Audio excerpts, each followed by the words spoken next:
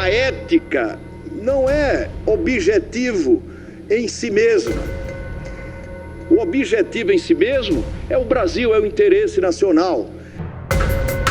A gente está aqui com o Ricardo Baltazar, editor do Caderno Poder, e a Vera Magalhães, editora do Painel, para conversar sobre a eleição do Renan Calheiros para a presidência do Senado e do Henrique Eduardo Alves para a presidência da Câmara.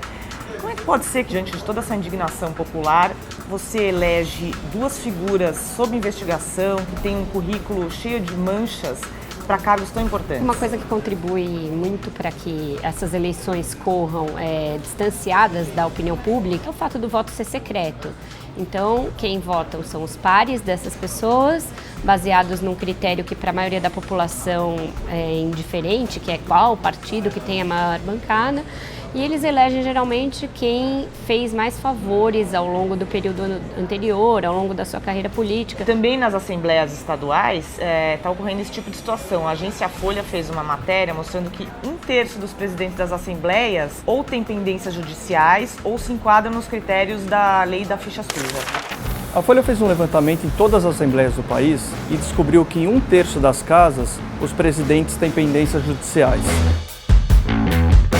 Tem presidente de assembleia que é réu em dezenas de ações civis e penais, que foi condenado por desviar recursos do próprio Estado, e tem presidente de assembleia que teve as contas rejeitadas pela Justiça Eleitoral. Esses políticos são aliados dos governadores. Eles recebem apoio político, em troca, aprovam os projetos do Executivo e, ao mesmo tempo, impedem a criação de CPIs contra os governadores, mais ou menos como acontece no Congresso Nacional na relação com o Palácio do Planalto. O senador Renan Calheiros foi denunciado pelo Ministério Público junto ao Supremo Tribunal Federal. O que pode acontecer com ele enquanto ele estiver exercendo um mandato no Senado? É um constrangimento, mas ainda não é possível saber se ele vai ser punido pelos crimes dos quais ele está sendo acusado. O Ministério Público apresentou a denúncia ao Supremo, mas o Supremo ainda não julgou se vai ou não aceitar.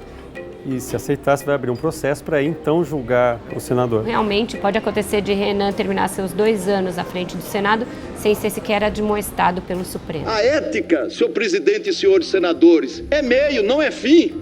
A ética é obrigação de todos nós. E no caso do deputado Henrique Eduardo Alves, ele também tem pendências judiciais, né? Ele tem uma acusação contra ele, que até foi publicada pela Folha, de usar a empresa de um antigo assessor para beneficiá-la com as suas emendas, e aí esse dinheiro ia para o assessor, o que é eticamente questionável. Eu chego aqui, sim, pela minha história, pelo meu trabalho, pela minha coerência, pela minha lealdade, pelo meu compromisso com o parlamento. E o que a gente pode esperar da gestão desses dois na Câmara e no Senado?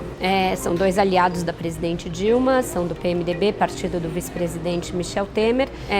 Deve-se esperar concórdia ali entre o Executivo e o Legislativo. O PMDB ele é um dos partidos mais fiéis da base governista. Ele vota a favor dos projetos do governo no Congresso em 80% dos casos ali. Agora, sempre vai ter, na discussão da agenda que interessa ao governo, questões específicas que aí atravanquem algum tipo de negociação, mas é improvável que isso crie grandes embaraços para o governo, porque não interessa nem para o PMDB, nem para o governo. Bom, agradeço a participação de vocês, obrigada Baltazar, obrigada Vera.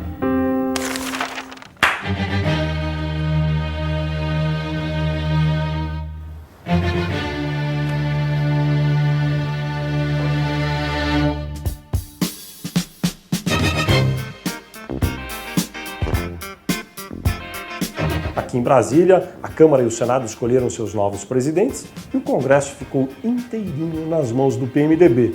Tem a vice-presidência da República, a presidência da Câmara com Henrique Eduardo Alves e a presidência do Senado com o senador Renan Calheiros. No campo governista, é claro, a candidatura óbvia e já definida é a de Dilma Rousseff. A presidente vai concorrer à reeleição em 2014, já avisou a vários dos seus aliados. Recebe empresários, recebe líderes sindicais, já está com uma extensa lista de viagens para esse ano. A agenda dela está muito de candidata. Ainda no campo governista, há Eduardo Campos. Ele é o governador de Pernambuco, filiado ao PSB, Partido Socialista Brasileiro, que historicamente sempre esteve com o PT e hoje está no governo Dilma Rousseff.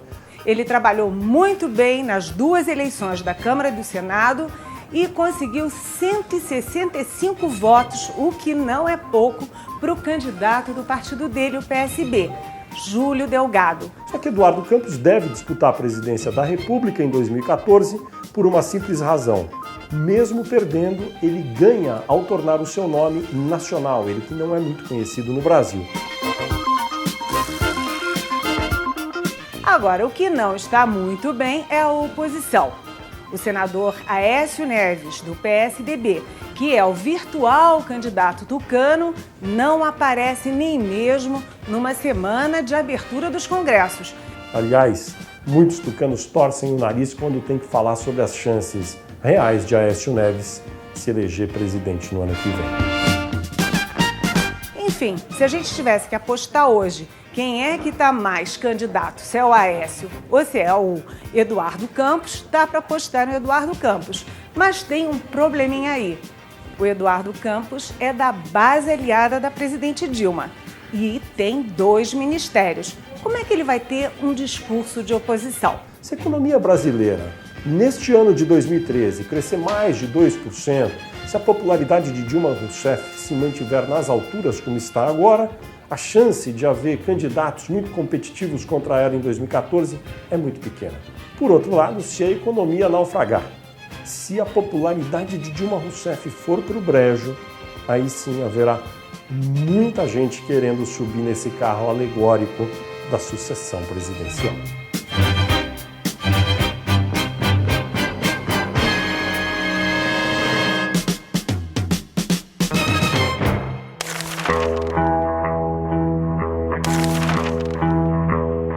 E amanhã no Folha Invest, tudo que você deve perguntar para o seu gerente para ter o máximo rendimento nas suas aplicações. E descubra todas as taxas e impostos que incidem sobre os investimentos.